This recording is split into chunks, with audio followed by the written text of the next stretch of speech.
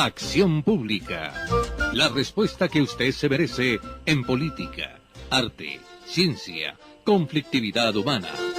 Domingos de 9:30 a 11 de la mañana por Ondas de la Montaña, 1350M en su dial.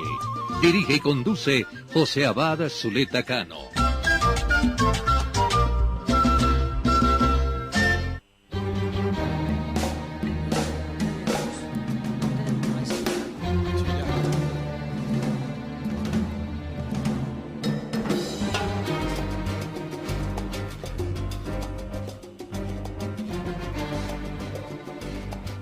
Buenos días, buenas tardes, buenas noches.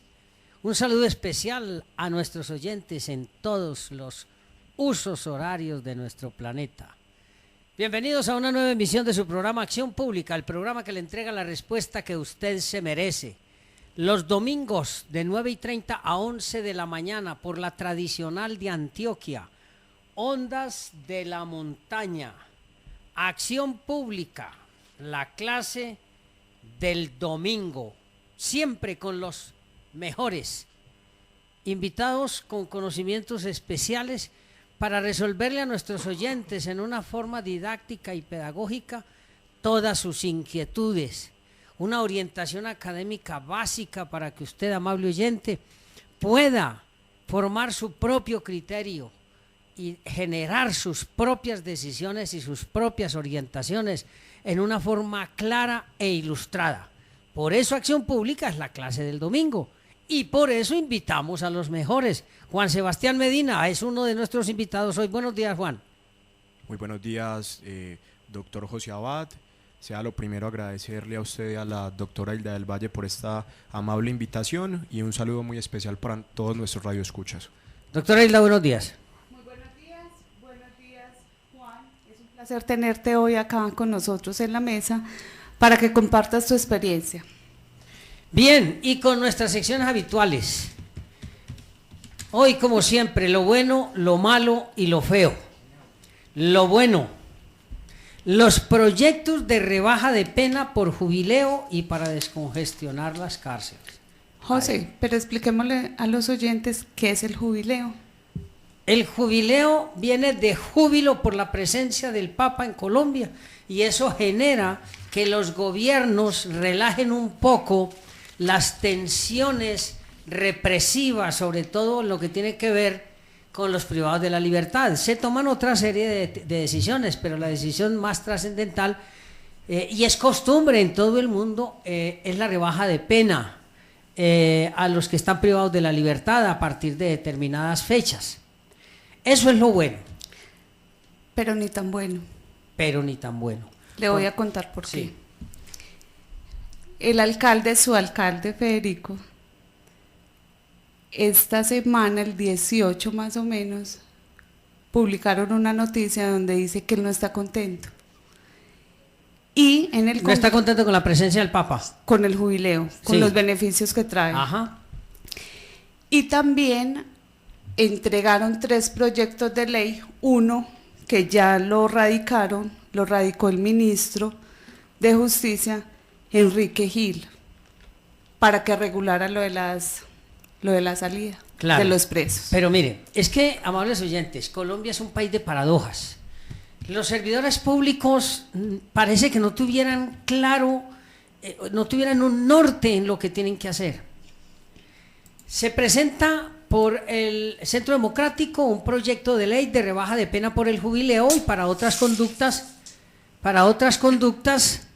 no solo por la presencia del Papa, sino para descongestionar las cárceles. Y ojo con esta frase de la motivación: en vista de que los delincuentes de las FARC no van a pagar cárceles, dado el principio de igualdad, se debe buscar rebaja de pena entonces para los demás ciudadanos que están privados de la libertad. Ese es un primer asterisco, digámoslo así, de ese proyecto de ley. El segundo proyecto de ley lo presenta el partido de la U, que dirigido, el ponente en este caso, el de la iniciativa, el senador Roy Barreras, también para el jubileo y para generar una serie de rebajas de pena en varios delitos. Eso por un lado, pero por otro lado las iniciativas legislativas para aumento de penas también están en boga en el Congreso. Entonces no se entiende qué es lo que estos señores entienden por sistema carcelario y por política criminal del Estado. Pero además entra en contradicción también con el hecho fundamental de que el problema de las cárceles no es la cantidad de gente en las cárceles, sino la falta de humanidad en las cárceles. Y por eso hoy el tema nuestro tiene que ver con el trabajo de Juan, que se denomina la responsabilidad estatal derivada del incumplimiento de obligaciones de seguridad en las cárceles. Ojo, amables oyentes, que les vamos a entregar hoy las cápsulas fundamentales para que ustedes demanden al Estado por todo lo que tiene que ver la responsabilidad de este en el sistema carcelario. Por la negligencia. Y por la negligencia. Bien, lo malo y lo feo en una. Lo malo y lo feo en una. Al problema carcelario, amables oyentes, al problema de inhumanidad, de hacinamiento, de irrespeto a los derechos humanos, se agrega la posición ultra burocrática de algunos servidores públicos que no entienden que están al servicio del público, que no entienden que no son reyes, que no entienden que no son más que nadie, que no entienden que su función es hacer posible la vida de los ciudadanos.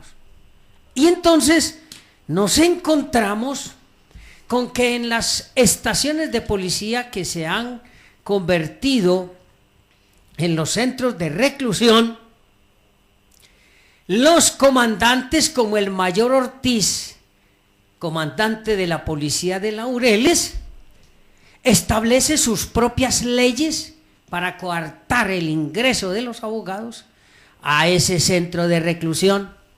Entonces, al mal genio, a la grosería, a la arrogancia, a la prepotencia, se agrega esa autosuficiencia de generar una ley muy de él. Olvida que las leyes las hace el Congreso, pero él es como un pequeño dictador, entonces establece cortapisas para el ingreso de los abogados con una frase bien llamativa: tengo que controlar la seguridad de la estación de policía. Es decir, palabras más, palabras menos, los abogados defensores atentan contra la seguridad de la estación de policía. Mayor Ortiz, usted no es rey, usted no es presidente ni dueño de nada, usted está al servicio nuestro. Y usted lleva a sus subalternos, como el intendente Víctor Parra, comandante de guardia, a tratar mal a los abogados cuando ustedes no entienden que los abogados somos el único paliativo que tienen los que están privados de la libertad. Por eso es lo malo y lo feo. Claro, tuvimos que llamar a derechos humanos, a la Defensoría del Pueblo, a todas las entidades de control. A propósito, gracias a todos los que nos colaboraron, gracias a Rafael Restrepo, a John Fernando Mesa de Redepaz, a Ana Paternina de Procuraduría General de la Nación. Muchas gracias, pero ni siquiera con ellos el comandante cambió su decisión. Tienen que hacerme una solicitud por escrito para visitar al interno, darme el nombre y yo decido si le dejo ingresar a visitarlo o no. Claro, ya esto está no solo a nivel nacional, sino a nivel internacional, circulando, porque esta es una arbitrariedad absoluta del mayor Ortiz. Qué bueno que así actuara con los verdaderos delincuentes, pero generalmente estos personajes, estos entre comillas servidores públicos, se lucen y alcanzan su realización personal, simple y llanamente maltratando a quienes no tienen por qué maltratar y violando los derechos de los ciudadanos. José, pero acá lo grave no es que nos pidan, que nos soliciten un comunicado para pedir que nos dejen hablar con los que están presos. Acá lo más grave es la violación del derecho de ellos a la defensa. Es que cuando ellos están ejerciendo la función de una cárcel, Cuando usted va al IMPEC, a usted no le piden eso, ni le exigen eso. Hay unos requisitos y uno los cumple.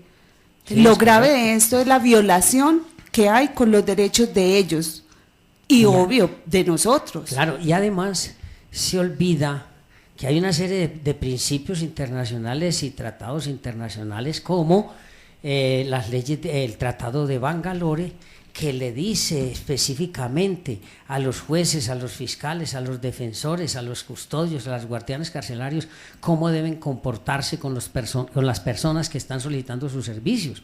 Pero claro, no se le puede pedir peras al olmo, porque con el solo hecho de realizarse, obstaculizándole el ingreso a los abogados a las cárceles, parece que con eso logra el cielo o el nirvana o su mayor realización. Pero ya los organismos de control están realizando las investigaciones. Por eso es lo malo y lo feo, y muy feo, y ojalá entidades como la Defensoría del Pueblo, entidades como Procuraduría, se ocupen seriamente de lo que significan las actuaciones de estos personajes al violentar los derechos, no solo el derecho del defensor a ejercer su profesión, sino el derecho del interno a que el defensor le visite.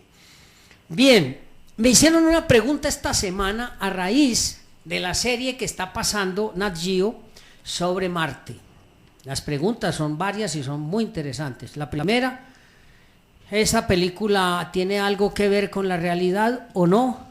¿Esa película está contando lo que puede suceder en Marte en 2030 o no? ¿Es Marte como lo muestran en la película? Bueno, la verdad es que hay varias obras sobre Marte. Recuerden, antes de esta serie, la que se presentó en cine, del director Ridley Scott, protagonizada por Matt Damon. Allí se muestran algunos aspectos de lo que es el viaje a Marte y la vida en Marte. Esta última película en televisión tiene varios aspectos novedosos. El primero, está manejada en dos tiempos, 2016 y 2033. Por un lado, se está mostrando las particularidades y las dificultades que tendría un viaje a Marte, y por otro, el viaje a Marte real. Se ha contado con la asesoría de los mejores científicos de la NASA, naturalmente, que está basada en el libro de Stephen Petranek, que escribió el libro Marte, ¿es posible la vida en Marte? Pero además lo llamativo de esta película es que no solo se queda en el aspecto de la ciencia ficción, sino que utiliza todos los mecanismos científicos y todos los elementos científicos de lo que realmente puede suceder en Marte. Es cierto, la atmósfera en Marte es muy densa. Es cierto, la cantidad de tormentas de polvo que hay en Marte es inmanejable. Es cierto. Pero algo bien llamativo, el aterrizaje en Marte ha sido uno de los aspectos más difíciles que han tenido que sortear los científicos.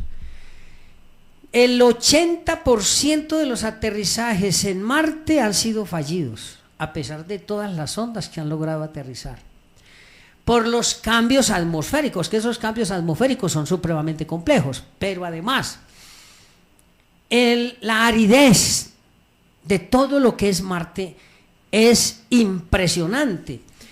Hay una posibilidad de unos túneles volcánicos, y posiblemente en esos túneles volcánicos hay la posibilidad de encontrar hielo. El problema es que no se ha podido mapear en Marte todavía la localización de los túneles volcánicos, y eso ha generado grandes dificultades. Entonces, a los que nos han hecho estas preguntas, ustedes cuando ven la serie Marte, lo que están viendo allí es una situación real.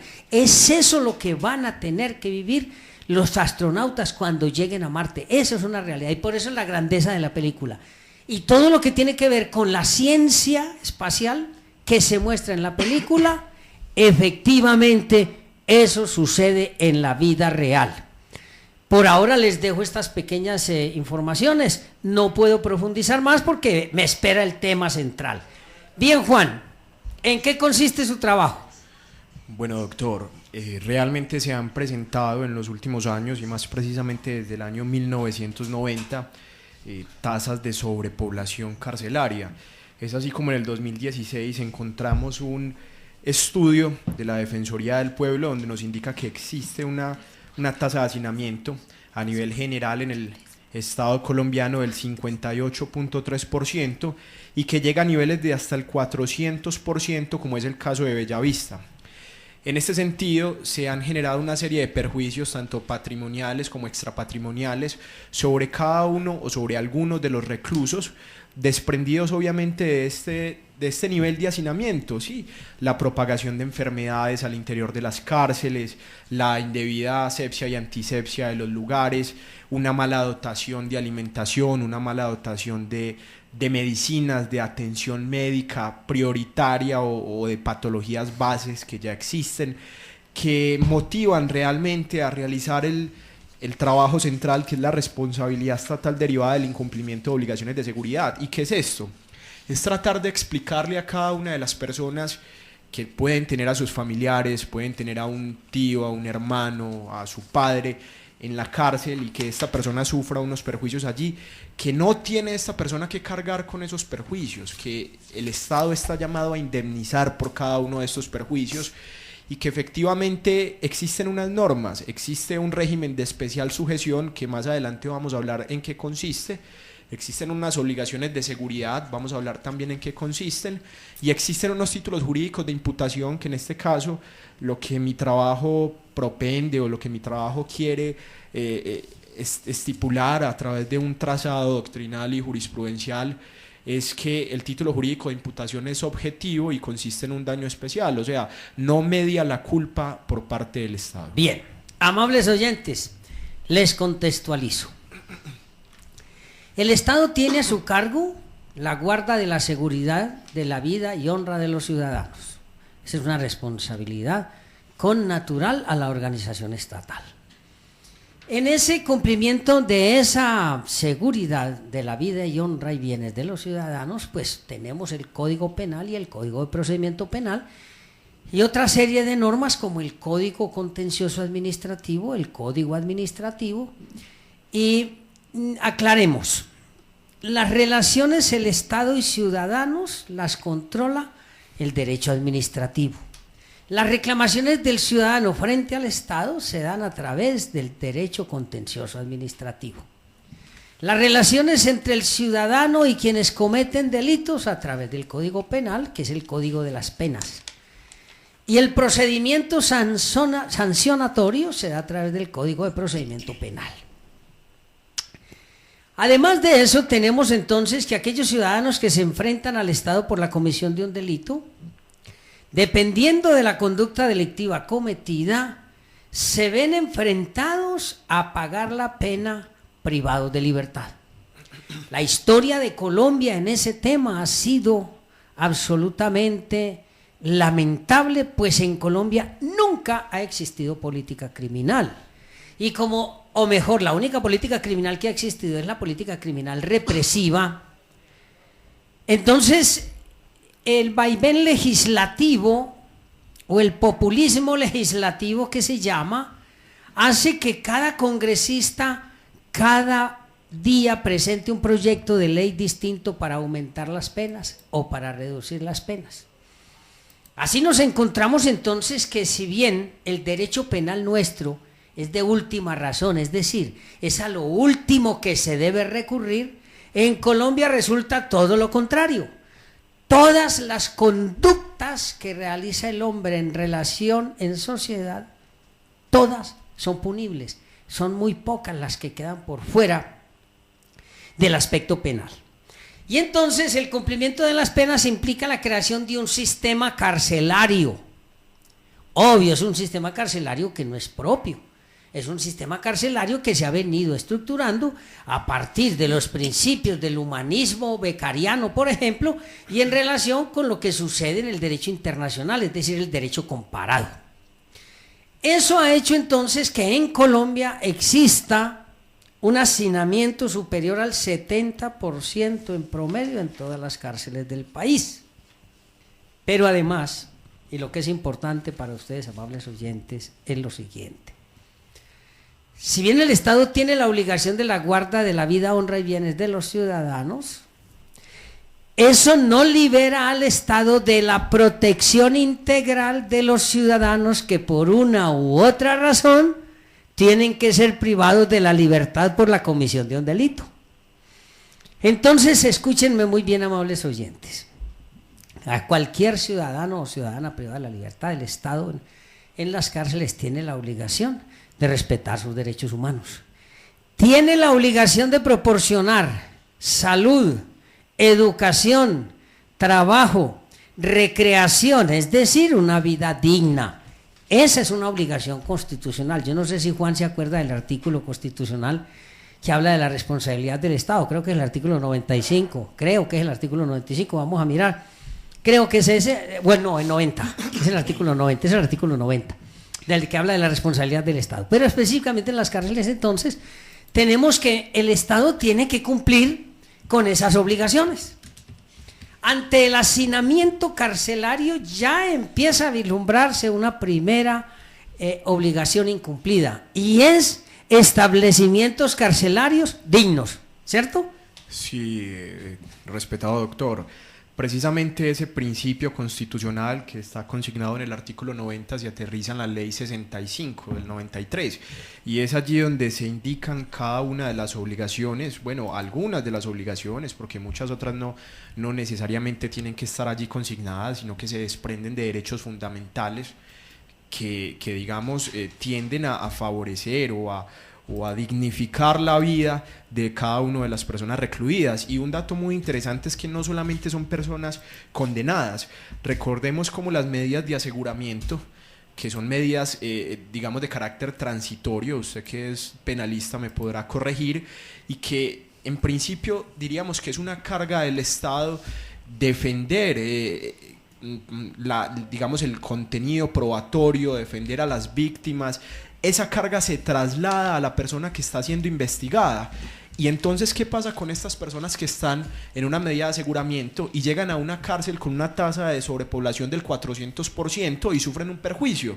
Es decir, pueden sufrir un apuñalamiento, pueden sufrir de una enfermedad tal como la tuberculosis, tal como un patógeno que exista al interior del centro reclusorio, como lo puede ser una pseudomonas aeruginosa o un estafilococo aureus. Entonces, en esta medida, ¿qué pasa con esto? Si es en principio el Estado quien está llamado a defender estas cargas. Bien, lo que pasa es que usted, amable oyente, debe ubicarse en este contexto. Si a un familiar suyo lo privan de la libertad por X conducta, porte de estupefacientes, homicidio, cualquier conducta, y lo privan de la libertad, el Estado tiene la obligación desde el primer momento de privación de la libertad de ofrecerle a usted un mínimo vital. Ese mínimo vital tiene que ser en condiciones humanas, no en condiciones infrahumanas. En la estación que tuve oportunidad de hablar en el comienzo del programa de lo bueno, lo malo y lo feo, la estación de Laureles, en todas las estaciones usted va a encontrar 40, 50 personas en un cuarto que es para 15 personas. En ese primer momento ya usted entiende, Juan, y por eso la importancia de su trabajo, y entienden ustedes, amables oyentes, que ya el Estado empezó a incumplir. Entonces, no tiene un hábitat mínimamente humano, porque son todos uno encima de otro. No tienen baños suficientes, no tienen sanitarios suficientes, no tienen posibilidad de cambiarse de ropa, no tienen posibilidad del arreglo de su ropa, no tienen posibilidad de arreglar su comida adecuadamente. Entonces ya desde ese primer momento el Estado está generando una responsabilidad frente al ciudadano, frente a su familia y frente al ciudadano. Y esa es la importancia del trabajo de Juan, porque entonces en todos los elementos que se desprenden de la privación de libertad en las cárceles se tiene que derivar una responsabilidad. ¿Cuál sería la primera responsabilidad, Juan, que se derivaría a cargo del Estado por una detención en las condiciones en que venimos hablando? Pues, doctor, realmente existen múltiples obligaciones y derechos que tienen las personas desprendidas de la privación de la libertad, pero yo pensaría que la más importante es el respeto por la dignidad, porque eso engloba un conglomerado de derechos y de principios que le deben ser reconocidos a la persona. Ahora, la ley 65, que vamos a hablar de ella más adelante. Y también la ley 1709, Juan, acordate, del 20 de enero de 2014, que habla de la reforma al Código Penitenciario y Carcelario también. Sí, señor. Esta ley lo que nos dice precisamente es provisión de alimentos y elementos, ¿cierto? Políticas y planes de provisión alimentaria, expendio de artículos de primera necesidad, dotación de un lugar de reposo, entre muchos otros. Entonces encontramos que desde la sola presencia de esa tasa de sobrepoblación, como usted lo está indicando, ya de allí se están desprendiendo una serie de incumplimientos en forma de cadena y el Estado estará llamado a responder por eso. Yo voy a ser abogado del diablo. Ajá. Abogada del diablo. Sí. Juan, ¿a usted no le parece su tesis un poco soñadora en un país como Colombia? Mire, doctora, yo realmente comienzo las ponencias que he realizado haciendo un comparativo entre las cárceles en Noruega, sobre todo la cárcel donde está Anders Breivik, que es el carnicero de Oslo, las condiciones en las que están, y obviamente hay que contextualizar, el Estado colombiano no es Noruega, no es Dinamarca, no es ninguno de los países escandinavos. Es mucho peor. Quiero hacer como el contexto. Posteriormente me gusta aterrizarlo en la cárcel Madrid Sexta y Madrid Cuarta y las condiciones de existencia, y me gusta traerlo a América, a una cárcel sumamente famosa que yo sé que si no hemos escuchado de ella por términos académicos o por noticias, sí en cinemas, y es la cárcel de San Quintín, famosa precisamente ¿por qué? Famosa por la violación reiterada o la supuesta violación reiterada a los derechos humanos y a las condiciones de existencia. Y yo quisiera ser un poco crudo en este aspecto y decir, en San Quintín están en un paseo a comparación de lo que viven nuestros reclusos en Colombia. En todas las cárceles de Colombia. Sí, yo diría que en la mayoría, pues No, cuando, Juan, hablamos, es en todas. cuando hablamos de una tasa de hacinamiento y sobrepoblación del 58% según datos de la Defensoría del Pueblo, cuando hablamos de tasas del 400% como lo es Bellavista, pues realmente no quisiera ser tan categórico y decir todas, pero diría que la crisis penitenciaria y carcelaria en Colombia ha llegado a niveles desproporcionados. Pero miren, Juan, y miren, amables oyentes, si usted coge la ley 65, si usted coge la ley 1709, cualquier ley que usted coja en este país, usted inicia la lectura y usted dice, hombre, esto es una cosa maravillosa. Voy a hacer un ejemplo, Juan y amables oyentes. La ley 1709-2014 se despide precisamente buscando descongestionar las cárceles. El primer artículo es el artículo de la legalidad y ratifica la libertad de las personas. Toda persona es libre. El artículo segundo dice enfoque diferencial. El principio de enfoque diferencial reconoce que hay poblaciones con características particulares en razón de su edad, género, religión, identidad de género, orientación sexual, raza, etnia, etc. Escuche muy bien. Artículo 3. Diferencia las penas y las medidas de seguridad. Y viene el primer dilema aquí, Juan. ¿Qué establecimiento carcelario en Colombia tiene locación para las medidas de seguridad? No. Sería y les aclaro, amables oyentes, cuál es la diferencia. Las penas se le imponen a las personas normales. Y aquí tengo que hacer un paréntesis para una felicitación a nuestras compañeras Lina María Noreña, Paulina Gómez, Mónica Cárdenas, a la misma doctora Hilda, que están elaborando una tesis bien interesante sobre la necesidad de estructurar las medidas de seguridad desde la formulación de imputación, porque aquí para eso no existe. Entonces las penas se le imponen a los normales y las medidas de seguridad a los que tienen algún tipo de trastorno. ¿Cuál es el problema? Que cuando se hacen las audiencias preliminares no hay una forma de determinar que existe en el ciudadano imputado un trastorno mental y en consecuencia se le priva de la libertad preventivamente en establecimiento de reclusión normal cuando debería ser objeto de un establecimiento de medida de seguridad. Ahí ya empieza la responsabilidad del Estado por incumplimiento de sus obligaciones. Ya hay un perjuicio. Claro, Vas a ya hay un tener perjuicio. mucho trabajo, Juan. Y si me permite, doctor, complementar lo que usted acaba de decir, la ley 65 en el artículo 63 habla de clasificación de internos. Los internos en los centros de reclusión serán separados por categorías, atendiendo a su sexo, edad, naturaleza del hecho punible, personalidad, antecedentes y conducta de salud física y mental. Entonces miremos cómo allí desde la sola ejecución, desde la sola administración ya de entrada se está incumpliendo con la ley. Bueno, obvio. Entonces, por eso es importante el tema de hoy, porque necesitamos ilustrarlos a ustedes, amables oyentes, sobre esta problemática. Yo tengo que ir a unos mensajes, pero antes debo invitarlos a una diplomatura. La Universidad Autónoma Latinoamericana, diplomaturas en conciliación en derecho. Días martes y miércoles, horas 5 a 9 p.m., lugar un aula, duración 120 horas. Inicia el 28 de mayo de 2007, inversión 1 millón para particulares, descuentos del 30% para estudiantes egresados de un aula, 25% de descuento en posgrados de un aula, 20% para egresados, docentes y empleados de un aula, no se acumulan descuentos. También diplomado en insolvencia económica de la persona natural no comerciante. Este tema es importantísimo para las personas que tienen su negocio y no saben que pueden declararse en insolvencia económica, pues este diplomado le enseña cómo hacerlo.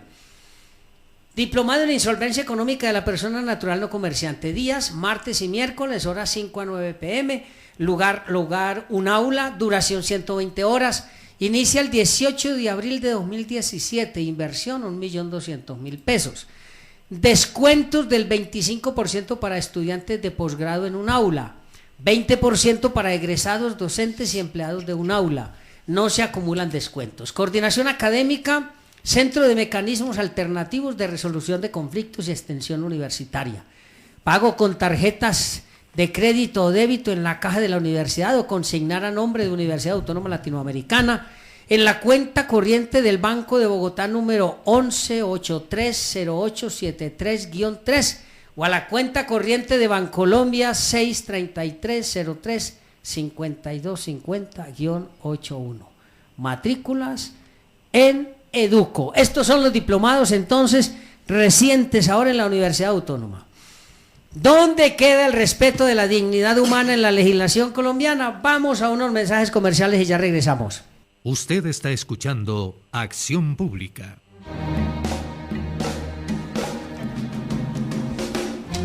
Bien, amables oyentes, continuamos con su programa Acción Pública, el programa que le entrega la respuesta que usted se merece. Acción Pública, la clase del domingo, los domingos de 9:30 a 11 de la mañana, hoy con el tema de la responsabilidad carcelaria del Estado. Reportando sintonía en Buenos Aires, Argentina, Marcelo Lozano. Marcelo, buenos días. Nos alegra muchísimo que estés en sintonía. También estamos reportando sintonía en Ottawa, Canadá. Estamos reportando sintonía en Alaska. Excelente que nos estén escuchando por allá. En Nashville. En Nashville. También estamos reportando sintonía en San Francisco, en Los Ángeles. Estamos reportando sintonía en Chicago. Estamos reportando sintonía también en Miami, en Tampa. Tabito, buenos días, hombre. Muy contentos de que estés en sintonía con nuestro programa. Pendientes de tu viaje. En San Jerónimo, en San Jerónimo también. Rafael Arroyave. Hombre, el doctor Rafael Arroyave, un saludo cordialísimo, un abrazo especial a nuestro querido amigo. Muy bien. ¿Dónde queda el respeto a la dignidad humana? Miren, estoy leyendo algunos artículos de la ley 1709, que es una ley del 20 de enero de 2014, por medio de la cual se reforman algunos artículos de la ley 65 del 93, de la ley 599 del 2000, o sea, el Código Penal, de la ley 55 del 85 y se dictan otras disposiciones. El artículo primero habla de la legalidad, el segundo de enfoque diferencial, el tercero de penas y medidas de seguridad, el cuarto habla de la ratificación del respeto a la dignidad humana. ¿No cree usted, Juan, que si fuéramos lógicos y coherentes, el primer artículo sería ratificar el respeto a la dignidad humana? Completamente, doctor. Y eso nos está significando entonces que la dignidad humana pasa a un segundo plano. Y ahí es donde tiene trascendencia el trabajo que usted está haciendo. Porque no es lo mismo, o no se puede derivar responsabilidad cuando hay igualdad horizontal o cuando hay igualdad o desigualdad. ¿Cómo me lo dijiste ahora? Doctor, realmente la esencia es que la persona recluida no está en unas condiciones de igualdad frente a la persona particular. Sometida. Está sometida al imperio del Estado, se le está limitando una serie de derechos y por lo tanto la jurisprudencia ha sido clara en que está en un régimen de especial sujeción. Y al estar en un régimen de especial sujeción y al estar sometido y al tener unas garantías fundamentales limitadas, coartadas, entonces esta persona no puede, voy a utilizar palabras muy burdas, si tiene hambre salir y comprar una hamburguesa en la esquina. Correcto, ahí es donde yo Sí. quiero llegar ahora, Juan. Si yo tengo una infección, como me pasó a mí en una consulta, que ahora me gustaría hablar un poco de las consultas gratuitas que damos en las oficinas que tenemos, me llega una persona que me dice, es que mi esposo tenía una infección en la boca, nunca lo atendieron, y entonces la boca se le llenaba de pus, y él tenía que punzarse con una aguja para sacar toda esa materia y nadie hacía nada. Entonces yo me pregunto, ¿será que esta persona puede ir a un médico particular o un médico público? ¿O será que esta persona puede ir a la esquina a una droguería X o Y a comprar un antibiótico? No. Y es precisamente allí donde la ley 65 le está diciendo, señor Estado, es usted quien tiene que suministrarle esa atención y esa medicina. Es usted precisamente quien tiene que suministrarle la alimentación, y si no lo hace, entonces tendrá que existir una reparación conforme al artículo 140 de la ley 1437. Entonces básicamente es esa especial sujeción que tiene la persona, y es una relación no horizontal sino vertical en relación al Estado. Correcto. Pero ahí es cuando yo entro con mis preguntas, porque entonces tú estás diciendo, bueno, el señor no puede salir, no le pueden ingresar el medicamento, entonces tiene que haber un derecho de petición. ¿Cuánto se demora un derecho de petición? ¿Cuándo entras tú a acudir para que esa persona lo puedan atender? Esa es la parte difícil de todo este tema. Por eso yo te decía, yo voy a ser la abogada del diablo, porque hay que hacer toda una tramitología para poder llegar a que le den el medicamento al señor. Mire, doctora, aquí ha existido un problema muy grande, y es que el abogado se ha convertido en un reparador y no en un sujeto de prevención, en un medio de prevención. Entonces, tenemos en primera instancia que hay una obligación clara en cabeza del Estado que le dice, dele la medicina, dele la atención, pero no se hace. Entonces hay dos etapas posteriores. Una etapa ahí es la vía administrativa, y es por medio de derecho de petición o de reclamación decirle, hombre, por favor atienda a esta persona que lo necesita, que lo requiere. Y en esa etapa todavía estamos, entre comillas, en prevención.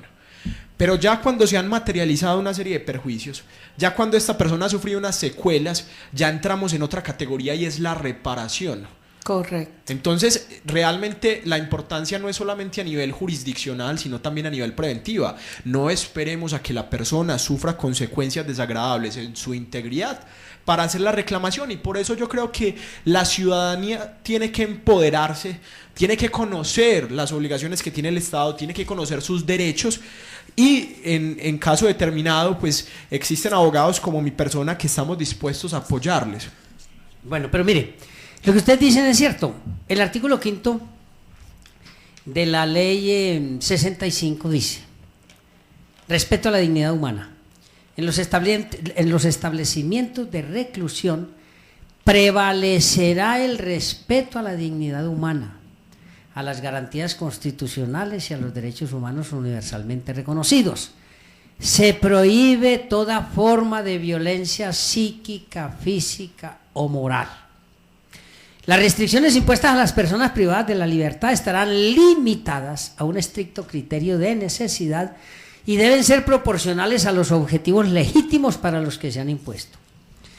La carencia de recursos no podrá justificar que las condiciones de reclusión vulneren los derechos fundamentales de las personas privadas de la libertad. Entonces, aquí es importante, amable oyente, que usted me siga en lo siguiente. Lo primero, se tiene que determinar exactamente el debido proceso para una privación de la libertad. Ese es el primer aspecto, que usted tenga su defensor privado, particular o público, que se den todas las etapas del debido proceso.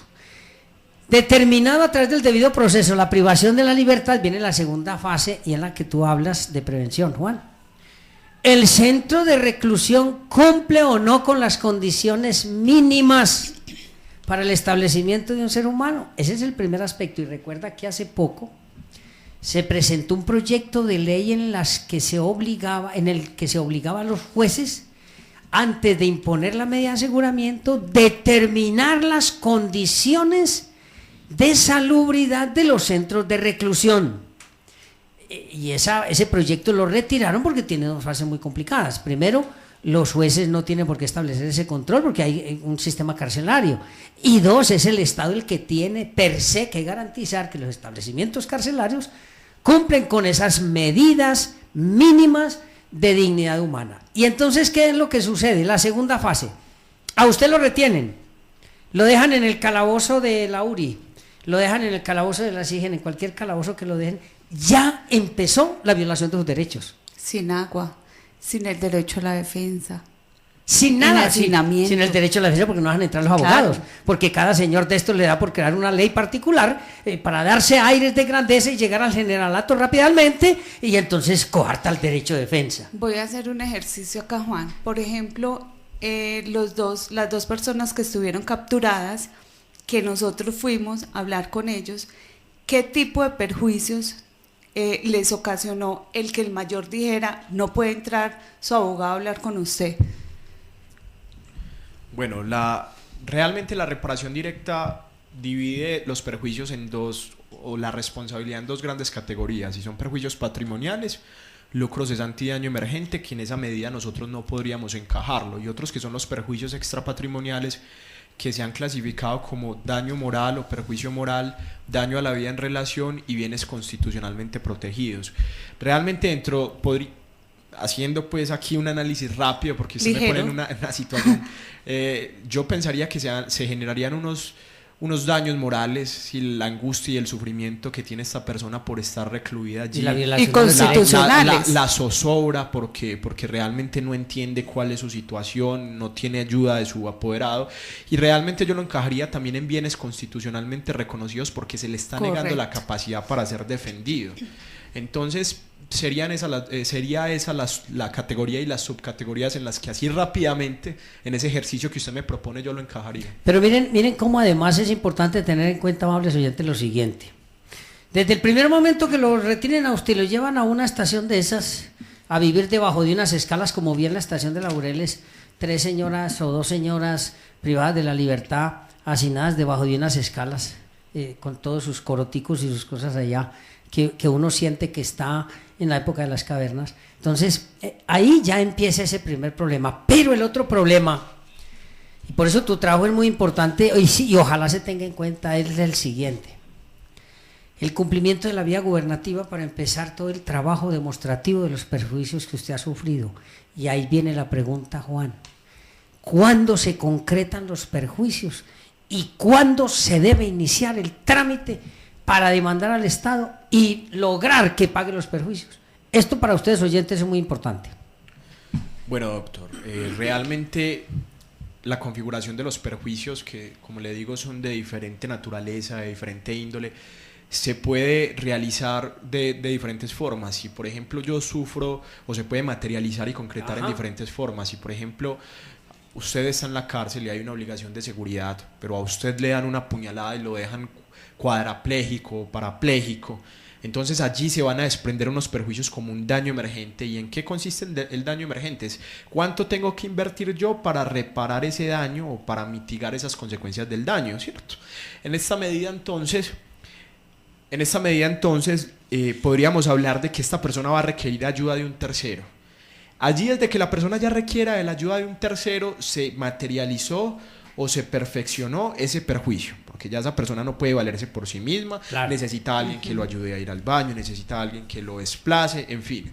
Hablamos de otro tipo de perjuicios, y es desde el mismo momento en el que yo comienzo a sentir esa angustia, esa zozobra, o si yo pierdo, por ejemplo, una pierna o un brazo desprendido de un patógeno que residía allí, como puede ser una pseudomonas aeruginosa, que dadas las angustiantes condiciones de salud que tienen las cárceles, pueden o tienen mejor presencia.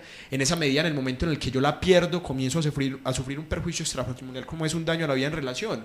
Yo soy una persona joven de entre 25 y 35 años, disfrutaba ir a jugar fútbol, disfrutaba salir a caminar, ya no lo puedo hacer en la misma forma en la que lo hacía con anterioridad a sufrir esto. Entonces son múltiples las formas de perfeccionamiento y los perjuicios que se pueden materializar. No sé, doctor Abad, si con esto yo respondí su cuestionamiento. Sí, naturalmente que sí, pero quiero agregar lo siguiente, amables oyentes. Mire, ¿por qué contextualizamos al comienzo las obligaciones que tiene el Estado? Pues porque los asociados tenemos deberes. Y el primer deber que tenemos los asociados pues es no delinquir. Hay un sinfín de fórmulas que permiten establecer por qué en determinadas circunstancias se delinque. Pero ese es un asunto. El otro asunto tiene que ver es con la obligación del Estado de la seguridad y de la salud, de la educación de los privados de la libertad. Porque es que a usted lo sanciona el Estado por haber cometido un delito. Pero la sanción, ni por lo menos en Colombia, es eterna, porque aquí no hay cadenas perpetuas, ni la sanción en ningún código contempla que a usted, por ser condenado por haber cometido un delito, la sanción es un acto de venganza de la sociedad. En ninguna parte dice eso. Es el fin. Doctor, si me lo permite, realmente yo creo que tenemos un problema cultural muy grande. Y usted dice, no, esta persona realizó X o Y acto punible. Entonces la respuesta usual es no, que esta persona se pudra en la cárcel, y es una especie de revancha de la sociedad, y no es esa la razón. La razón de las cárceles es convertirse en centros de resocialización, y ese realmente es el fundamento del derecho penal. Pero aquí hemos desvirtuado totalmente eso y lo hemos convertido en una especie de venganza, como usted lo denomina, una especie de venganza de la sociedad, y estamos totalmente como cultura, como sociedad, errados en ese concepto. Claro, miren, a ver, dime, no. Miren ustedes que en la antigüedad existía la ley del talión, ojo por ojo, diente por diente. Claro que dijo por ahí Mahatma Gandhi, ¿no? Que donde eso se popularizara quedaríamos todos ciegos. La venganza por los de arriba. Claro, empezando por los de arriba. La venganza social es una de las características históricas. Entonces, lo que tenemos que tener muy claro es que la obligación del Estado, cuando lo logra demostrar que usted es responsable, porque es el Estado el que tiene que demostrar que usted es responsable, no demostrar usted su inocencia como creen algunos, porque a usted o a nosotros se nos presume inocentes. Es el Estado el que tiene que demostrar responsabilidad. Luego de eso, impone una pena.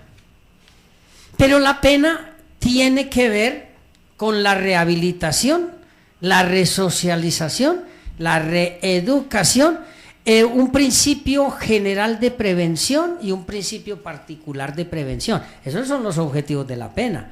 Y entonces esos objetivos en las cárceles se tienen que cumplir desde el momento mismo en que usted ingresa allí como un ser humano digno, independiente del delito que haya cometido. Porque otro problema cultural que existe, Juan y amables oyentes, es el siguiente: porque una persona delinque independiente del delito que haya cometido, más de uno se llena la boca diciendo, y es que ¿por qué lo defienden? ¿Y por qué lo tienen que defender? Y es que ¿por qué le tienen que dar buen trato en las cárceles? Porque existe esa visión de venganza social. Yo le voy a contar una anécdota, Juan. Y exigen pena de muerte en un Estado social de claro, derecho. En una audiencia hace poco, que tuve la oportunidad de intervenir, los familiares de las víctimas querían tomarla contra este defensor. No entendían que la mejor forma de legitimación del Estado es el debido proceso, y que a nadie se le presume responsable si es inocente, pero ya la querían tomar conmigo porque yo no tenía por qué estar defendiendo a esos personajes, pues porque además ellos creían que por mis buenos oficios de pronto iban a quedar impunes, y yo les decía, es que el problema no es la impunidad, el problema es el debido proceso. Entonces mire usted el problema cultural tan grande. Si desde allí, cuando no se ha decretado siquiera la responsabilidad, ya hay ciudadanos queriendo acabar con los imputados y los acusados, ¿qué podemos esperar? Y los abogados que los están defendiendo. Claro. Es que precisamente, doctor Abad, el surgimiento de la jurisdicción, el surgimiento del derecho es para evitar la autotutela. Claro. O sea, ese es el principio básico de la jurisdicción, pero no tenemos una real formación en estos aspectos. Entonces es donde las personas tienen que comprender y analizar un poco más para no tomar ese tipo de actos.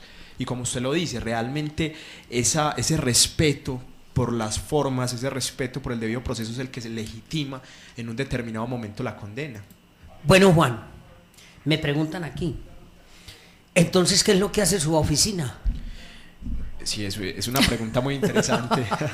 Doctor, nosotros hacemos jornadas de consultoría donde atendemos a las personas que hayan sufrido, que sufran perjuicios en relación a este tema en particular carcelario y en relación al tema hospitalario también, perjuicios que estén en cabeza del Estado. Las consultorías y las asesorías no tienen ningún costo en relación a los aspectos preventivos y en relación al aspecto reparador. Nosotros realizamos derechos de petición, realizamos tutelas, nos encargamos de toda esa parte de tratar de que las personas, pues es obvio que no van a estar en unas condiciones excelsas de vida, pero que se minimicen los perjuicios, y en el caso de que ya se hayan perfeccionado los diferentes perjuicios, lo que tratamos es de que esta persona y el Estado no salga indemne, sino que esta persona recupere o trate de ser indemnizada en los perjuicios que ya se le causaron. Eso es básicamente lo que hacemos en mi oficina, que se llama Villegas y Ríos Abogados. Uno de los consultorios queda en la avenida del Poblado, en el edificio Plaza del Poblado, y el otro queda en Bello. Tenemos Juan, 2 puntos de atención. Cuéntanos, ¿cómo fue el trabajo de campo que hiciste en estos días en Bellavista? Nosotros hemos repartido publicidad, nos hemos dirigido hasta allá, hemos hablado con las personas, tratando de buscar madres, esposas, hijos que sepan que sus familiares están en condiciones no aptas de existencia, de vida, y que hayan sufrido perjuicios, para hablarles sobre los derechos que tienen, para capacitarlos. Y también hemos hecho jornadas de atención realizándoles o agendándoles citas en las cuales nosotros lo que hacemos es hablarles realmente de estas situaciones y de cómo pueden actuar. ¿Ya tienen más o menos un quantum de gente que ha ido con ustedes? Pues yo en este caso tengo que ser muy sincero con usted, y es que las personas no se empoderan de esto. Entonces no han sido demasiadas las que se han acercado, pero precisamente hoy hago extensiva esta invitación. Si sabemos de un familiar, un vecino, una persona que esté en estas condiciones, que haya sufrido perjuicios o que tenga unos perjuicios inminentes que se les vaya a causar, por favor, tomemos en cuenta que efectivamente esto no tiene por qué ser así. Entonces cuéntale a los oyentes dónde te pueden localizar, el teléfono, dirección. Pues básicamente el teléfono es 304-388-2386.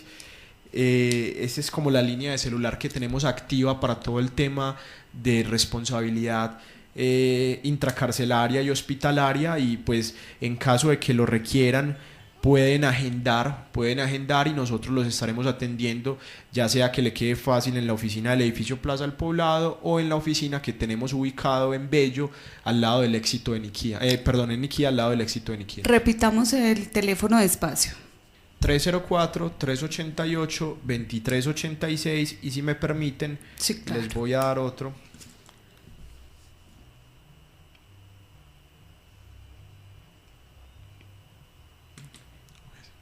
Solo ese por ahora. Sí, sí.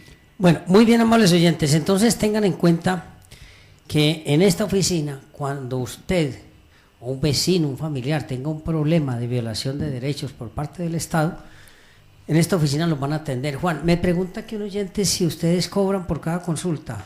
No, señor, el servicio de consulta, el servicio de asesoría es gratuito. Realmente, e inclusive cuando nosotros ya estamos en el tema jurisdiccional, que es el tema de reparación, el servicio es a cuota litis. Para quienes no lo saben, cuota litis es a resultado. O sea, si el resultado es positivo, obviamente este abogado va a tener unos honorarios desprendidos del éxito, pero en toda la etapa preventiva no existe ningún pago por parte de la persona. Pero entonces tú me contabas antes, la consulta es gratis, sí, pero el elaborar, por ejemplo, los requisitos de un derecho de petición, ¿eso tiene costo? No tiene ningún costo, doctora. Okay. Bueno, entonces escuchen muy bien, amables oyentes. La consulta es gratis. Cualquier actividad previa, como un derecho de petición o una acción de tutela, es gratis, ¿cierto? Bueno, sí, señor. Bien, pero además es muy importante que tengan en cuenta toda la gama de perjuicios que pueden sufrir. Me pregunta doña Mariela de Caldas: José, Juan me puede decir si yo, que estoy estudiando Derecho, estoy privado de la libertad y no me dejan continuar estudiando Derecho, ¿el Estado tiene responsabilidad en el tiempo que yo me demore haciendo la carrera? Bueno, los oyentes tienen preguntas complejas, Juan, y usted es el que sabe. ¿O qué tipo de perjuicios pueden reclamar?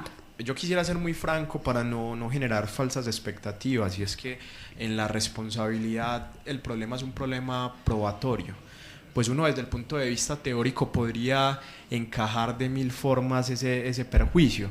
El problema está, y no solamente en la dialéctica y en la certeza con la que uno plantee la posible demanda, sino también tener en cuenta que es un juez, un tercero, quien falla, y que realmente tiene que ameritar el perjuicio para que haya una condena. O sea, tampoco soy partidario de abrir ese abanico en formas desproporcionadas.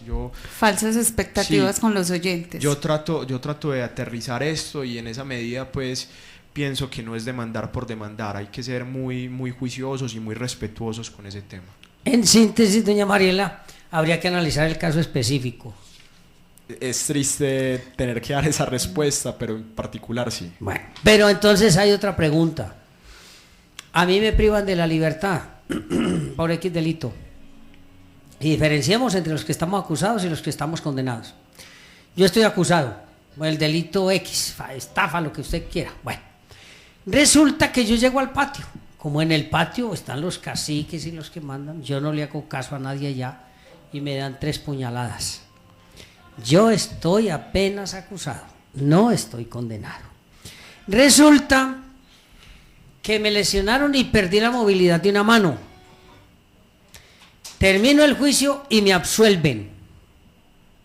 ¿Puedo demandar al Estado? Perfectamente. Allí existirían yo creería que 2 vías de reparación, o más que 2 vías, 2 tipos de demandas. La primera demanda sería por privación injusta de la libertad, que ha sido reconocida por el Estado. Y aunque ha habido talanqueras, ¿no? Sí, ha habido talanqueras, y muchas, pero bueno. Por supuesto, pero yo pienso que hay una línea jurisprudencial clara en el sentido de reconocer indemnización por este tiempo que se pierde. Sí. ¿Cierto? Allí entonces, digamos que sería la jurisdicción y la fiscalía la que estaría llamada a responder por este tiempo. Y la segunda sería el incumplimiento de una obligación de seguridad por parte del IMPEC y el Estado, y se desprenderían unos perjuicios que para el caso en concreto serían un lucro cesante, y es cuál es la pérdida de capacidad laboral que se desprende de la movilidad de este brazo en relación a cuánto devengaba o devengo yo, ¿cierto? Por la vía probable.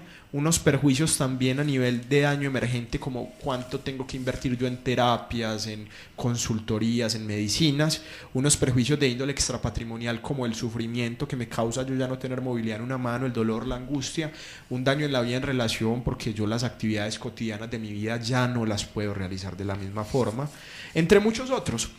Entonces, en esta medida pensaría que para la pregunta en concreto sí existirían 2 tipos de demanda, en ese caso en concreto por la vía contenciosa. Bien, pero es muy importante, amable oyente, que usted no pierda de vista lo siguiente: todo en la jurisdicción es necesariamente probatorio. Usted no puede ir simplemente en una demanda a decir me lesionaron y ya, y por eso tengo que cobrar 2.000 millones de pesos. No es tan sencillo. Y eso es muy importante tenerlo en cuenta, porque si bien el estudio que ustedes han realizado es un estudio que es importante, la ligereza conceptual en algunos casos hace que se tergiversen ese tipo de estudios. Sí, doctor, realmente antes de ser impulsivos o irrespetuosos con la jurisdicción, nosotros hacemos un estudio previo, y en el caso de que la persona esté pretendiendo algo que no realmente que no le veamos un sustrato, un sustento jurídico y fáctico, simplemente se le dice, porque hay que ser muy claro con la persona y con su sufrimiento y decirle, mire, en este caso en concreto realmente este abogado no avisora una posible demanda o no avisora los perjuicios como usted los está planteando o los quiere hacer ver. Bien, amables oyentes. Yo tengo otra pregunta, Juan. Sí.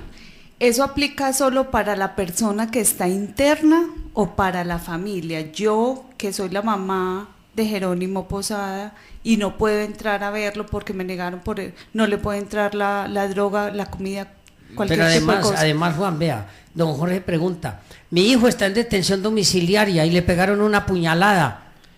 Ese es el caso típico, don Jorge. Con el mayor de los gustos le atiendo su caso y hablamos. Para la pregunta que hace la doctora Hilda, realmente es una muy buena pregunta, debo decirlo. Hay víctimas directas y víctimas indirectas en el ámbito, Yo sería indirecta. en el ámbito de la responsabilidad, y lo que denominan víctimas de rebote. Ajá. En este caso estarían también llamadas a recibir un resarcimiento, pero tendríamos que estudiar con detenimiento el caso y cómo configurar los perjuicios. Bueno, en el siguiente segmento me gustaría mucho que planteáramos la clase de víctimas y la clase de perjuicios. Sería que lo planteamos a continuación porque tengo que hacer este anuncio. Sí. Bien, amables oyentes, una invitación de la Universidad Autónoma Latinoamericana, diplomaturas. La primera, en conciliación en derecho, días martes y miércoles, horas 5 a 9 p.m, lugar un aula, duración 120 horas. Inicia el 28 de marzo de 2017, inversión $1 millón para particulares, descuentos del 30% para estudiantes de pregrado de un aula, 25% para estudiantes de progrado de un aula, 20% para egresados, docentes y empleados de un aula, no se acumulan descuentos. Segunda diplomatura en insolvencia económica de la persona natural no comerciante. Recuerden, insolvencia económica de la persona natural no comerciante. Días martes y miércoles, horas 5 a 9 p.m, lugar un aula, duración 120 horas, inicia el 18 de abril de 2017. Inversión $1.200.000, descuentos 25% para estudiantes por grado de un aula, 20% para egresados, docentes y empleados de un aula. No se acumulan descuentos. Informes, Dirección de Extensión Universitaria y Educación Continua, oficina 236, bloque 1, PBX 511-2199, extensión 133. Saludos muy especiales en Perú a todos nuestros amigos y lamentando la tragedia que están sufriendo por el invierno. Recuerden ustedes allí en Ayacucho, en Lima, a todos nuestros oyentes que nos están reportando sintonía. Los acompañamos en su pena, agradecemos, obvio, que estén siempre en continua sintonía de nuestro programa cada domingo y estamos acompañándolos en la tragedia porque sabemos que el invierno está causando un daño enorme en esta parte del sur de Perú. Entonces los acompañamos en su dolor. Bien, amables oyentes, entonces la inquietud es la siguiente, Juan. ¿Cuáles son las clases de perjuicios y cuáles son las clases de víctimas? Vamos a unos mensajes y ya regresamos. Estamos en Acción Pública.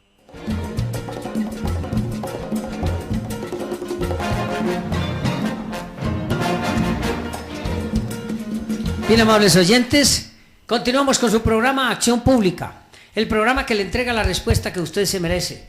Los domingos de 9:30 a 11 de la mañana por Ondas de la Montaña, la tradicional de Antioquia, 1350 AM. Nos escuchan vía internet, iTunes, 1350 AM, Ondas de la Montaña. En Facebook, 1350 AM, Ondas de la Montaña. Reportando sintonía en todo el planeta. Muchas gracias por su sintonía y recuerden, pueden escribirnos sus inquietudes al correo electrónico sjintegrales2012@hotmail.com.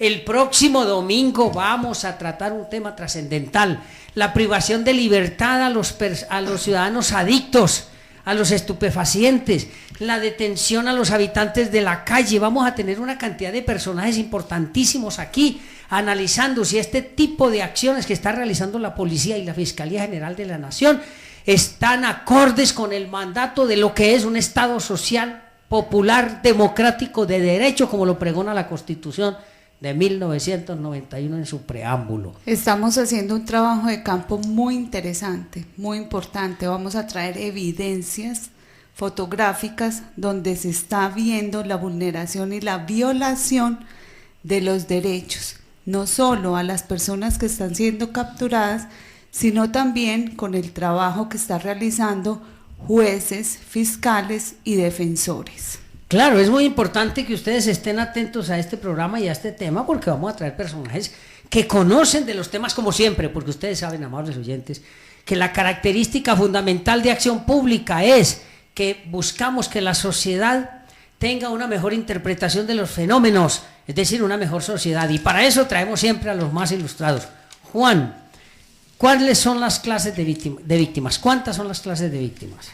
Realmente, doctor, aquí se podría hablar de dos tipos de víctimas. Entonces hablamos de una víctima directa y es sobre quien recae directamente la acción, ya sea, como usted lo decía ahora, una puñalada, ya sea una mala praxis médica, ya sea una atención inoportuna o una no atención médica, ya sea una contraer un patógeno nosocomial. En este caso yo diría que no solamente el recluso puede ser víctima de esta situación, sino también las personas que transitoriamente se desplazan por el interior de las cárceles. Entonces podríamos hablar de una mixtura. Allí no solamente hablaríamos de víctima directa frente al recluso, sino también de la persona que lo va a visitar o de la persona que se desplaza por X o Y circunstancia al interior del centro carcelario. Y hablamos de otra modalidad también, y son las víctimas indirectas. Entonces, si yo estoy viendo que mi hijo queda cuadrapléjico, parapléjico, si yo estoy viendo que mi hijo pierde una mano, si estoy viendo que mi hijo sufrió una perturbación, por ejemplo, en el órgano visual, entre muchos otros, hombre, a mí como mamá, como esposa, como hijo, yo sufro porque mi papá ya no es una persona que esté, entre comillas, completa, que se pueda proyectar hacia la sociedad de la misma forma en la que lo hacía antes. En esta medida entonces se materializan unos perjuicios sobre terceros, llamados también víctimas de rebote. Bien, víctimas de rebote. ¿Qué clase de perjuicios se pueden reclamar?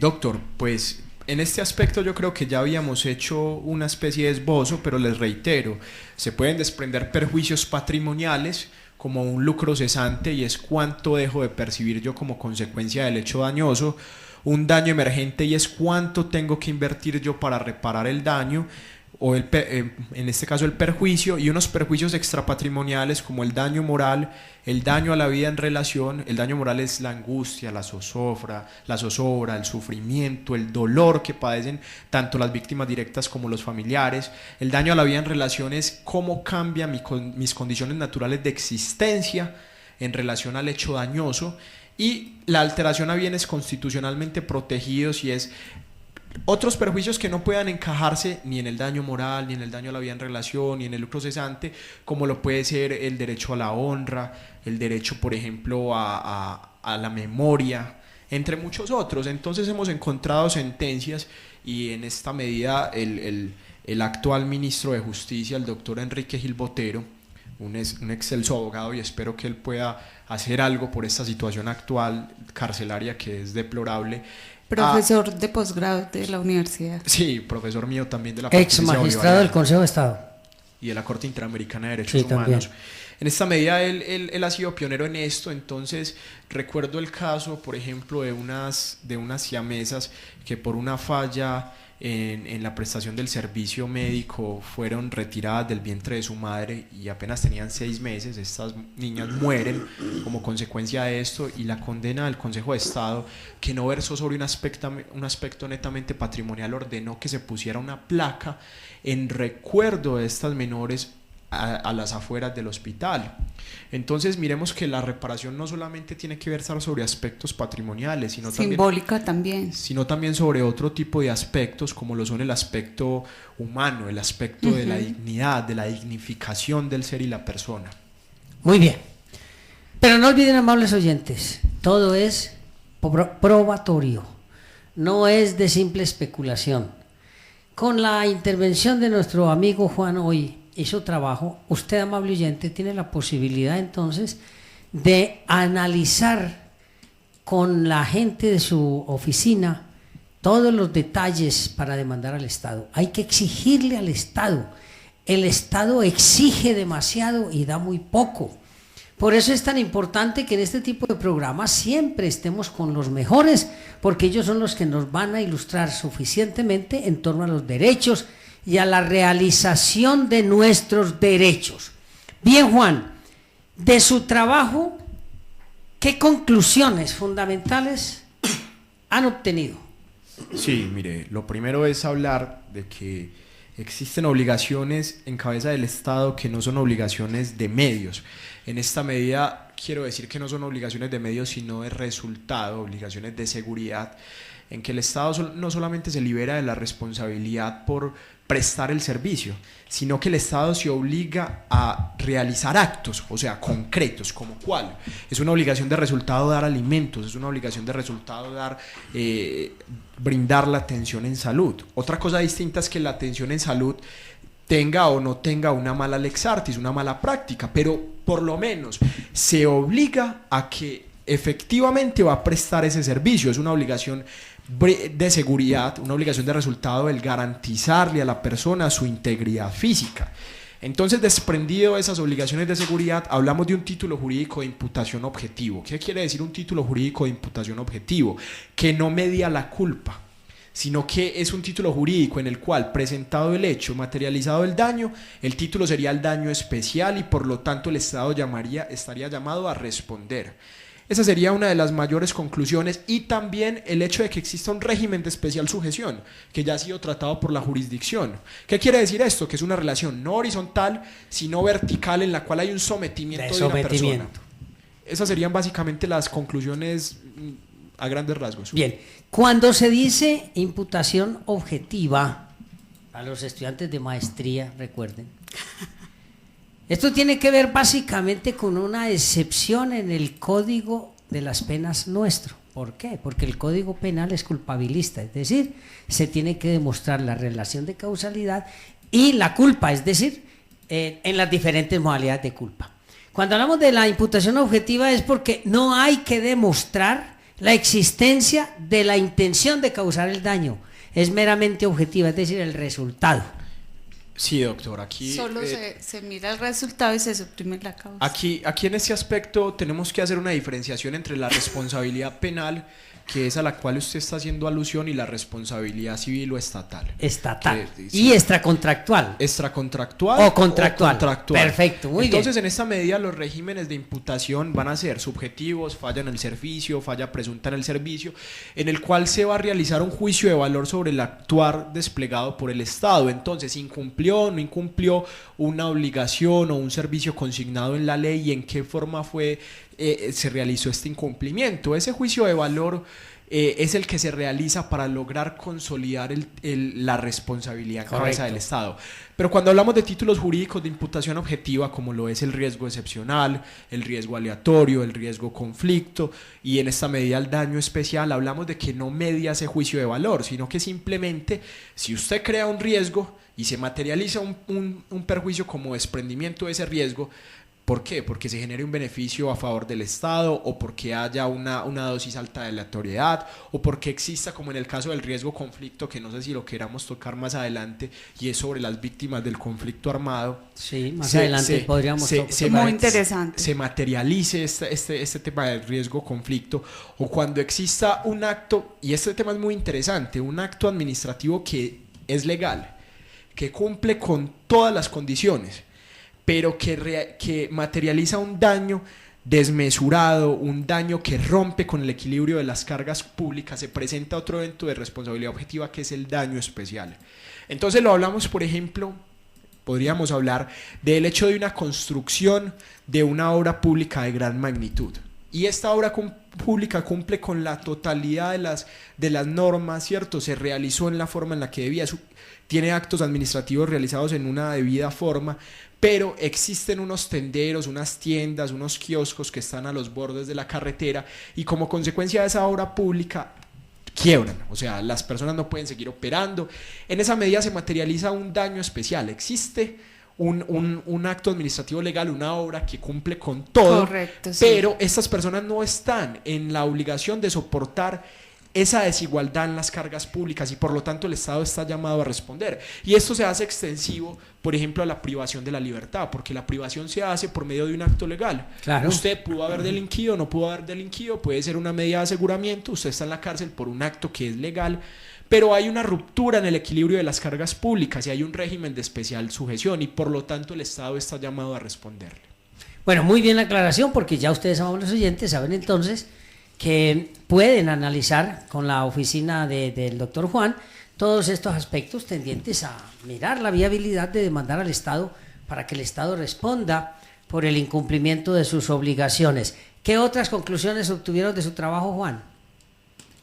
Pues a ver, ya en el aspecto social es la falta de empoderamiento que tienen las personas con estos temas y debemos hacer un trabajo muy grande para que las personas conozcan sus derechos, conozcan sus obligaciones y busquen asesoría de la Defensoría del Pueblo, de la Personería, de los defensores públicos, de las facultades de derecho, para que esto no siga perpetuándose.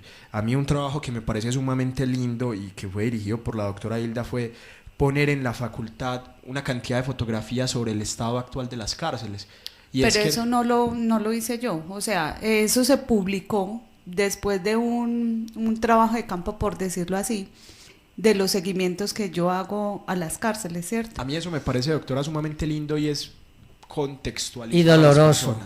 Doloroso sí, pero realista, y por eso claro. Yo comienzo con ese paralelo entre la cárcel noruega donde está Anders Breivik y la cárcel colombiana y San Quintín, la famosa cárcel. Y es que, hombre, en San Quintín están en el paraíso en comparación a lo que viven nuestros reclusos. ¿Cómo será la peor Juan, cárcel de los Estados Unidos? Y es un paraíso en comparación con las cárceles de aquí. Pero me quiero devolver un poquito. Cuando tú dices que la gente, en la parte social la gente no conoce, yo ahí tengo como mis dudas. Yo creo que la gente conoce a qué tiene derecho, lo que creo es que no cree en el sistema, en los sistemas, porque usted va a la personería y no, o sea, no, voy a generalizar, ¿cierto? Pero ahí se queda. Usted va a la Defensoría del Pueblo y hay muchas personas que dicen, ahí se queda. O sea, no, yo pienso que es que le falta no solo conocer, sino que estas entidades, como tienen tantas quejas y hay tanto problema social, hay un momento en el que queda ahí y se queda como en stand-by, porque la gente se queja, pero no tiene respuesta. Yo quisiera hacer un salvamento allí de voto en relación al Consejo de Estado. Y es que el Consejo de Estado, como órgano jurisdiccional encargado de declarar y de condenar al Estado en los casos de incumplimiento de este tipo de obligaciones, ha sido categórico, y han sido sentencias altas en contra del Estado a favor de los reclusos. Entonces la invitación también sería a que hagamos uso de este medio, hagamos uso del contencioso administrativo y no le tengamos miedo ni a la conciliación ni a la demanda contencioso administrativa por reparación directa, porque es que ese es el mecanismo que nos dota no solamente la ley 1437 de 2011, sino también la Constitución. Entonces es cierto lo que usted menciona, pero también es cierto que existen mecanismos jurisdiccionales para llegar a ese resarcimiento. Bueno, es muy importante tener en cuenta lo anterior, amables oyentes, porque efectivamente la inoperancia en algunos sentidos del sistema judicial puede alejar a la gente de ese tipo de acciones, pero usted no puede desmayar. Lo importante es que usted le reclame al Estado el incumplimiento de sus obligaciones, eso es lo más importante. Por eso, Juan, ya para terminar por hoy, repitamos tu número de teléfono y la dirección, y si tienes un correo electrónico, pues también, porque es muy importante, amables oyentes, que ustedes se empoderen, es decir, que se apropien de este tipo de procedimientos, y más con la ayuda de una oficina como la de Juan. Sí, muy buenos días a todos los oyentes de nuevo que están aquí en la transmisión. Quisiera darles el celular y es el 304-526-4437. Esa es la línea directa del tema intracarcelario, o sea, es una línea netamente destinada al tema intracarcelario. Repito, 304-526-4437, línea directa intracarcelaria de la oficina a la cual pertenecemos. Perfecto, entonces recuerden, amables oyentes, el número telefónico y se ponen en comunicación. UNAULA invita a las diplomaturas. Universidad Autónoma Latinoamericana invita a la diplomatura en conciliación en Derecho los días martes y miércoles de 5 a 9 p.m. Lugar, Universidad Autónoma Latinoamericana. Duración 120 horas. Inicia el 28 de marzo de 2017. Inversión $1.000.000. Para los particulares con descuento del 30% para estudiantes de pregrado de UNAULA, 25% para estudiantes de posgrado de UNAULA y 20% para egresados, docentes y empleados de UNAULA. No se acumulan descuentos. Segunda diplomatura en insolvencia económica de la persona natural no comerciante. Días martes y miércoles, dura 120 horas, inicia el 18 de abril de 2017 de 5 a 9 p.m. los martes y miércoles. Inversión $1.200.000. Descuentos 25% para estudiantes de posgrado de UNAULA, 20% para egresados, docentes y empleados de UNAULA. No se acumulan descuentos. Coordinación académica, Centro de Mecanismos Alternativos de Resolución de Conflictos. Informes, Dirección de Extensión Universitaria y Educación Continua, Oficina 236, Bloque 1, PBX 511-2199, extensión 133, 408 y 193. Celular 301-521-5938. Repito, informes, Dirección de Extensión Universitaria y Educación Continua, Oficina 236, Bloque 1, celular 301-521-5938. Bueno, Juan, hemos concluido por hoy para despedirse de los oyentes. Agradecerle mucho a todos nuestros radioescuchas, a usted, doctor Abad, y a la doctora Hilda por brindarme este espacio, al cual atenderé y estoy orgulloso de haber estado acá. Bien, amables oyentes, el libro recomendado o los libros recomendados. El primero, Sentencias Corte Constitucional, Librería Jurídica Sánchez, 2014, 2015 y primer semestre de 2016, con un CD contentivo de todas las sentencias de la Corte Constitucional. Muy importante estudiar estas sentencias para ir conociendo hasta dónde puede llegar la posibilidad de materializar, objetivizar sus derechos. También Código Penal y Código de Procedimiento Penal, sentencias de la Corte Suprema de Justicia y de la Corte Constitucional, desde 2004 hasta 2017, completamente actualizado. Manual de Sistema Acusatorio Práctico, también con sentencias de la Corte Suprema y de la Corte Constitucional, 2004 a 2017. Recuerden, amables oyentes, Librería Jurídica Sánchez, teléfono 444-4498, tienen descuentos especiales y además indican que son asiduos escuchas de su programa Acción Pública. Por hoy hemos concluido, doctora Hilda. Muchas gracias, los esperamos el próximo domingo a las 9:30 de la mañana. Recuerde, amables oyentes, Acción Pública, el programa que le entrega la respuesta que usted se merece. La clase del domingo. Recuerden, la única obligación que tenemos los seres humanos es pasar sabroso. Acción Pública. La respuesta que usted se merece en política, arte, ciencia, conflictividad humana.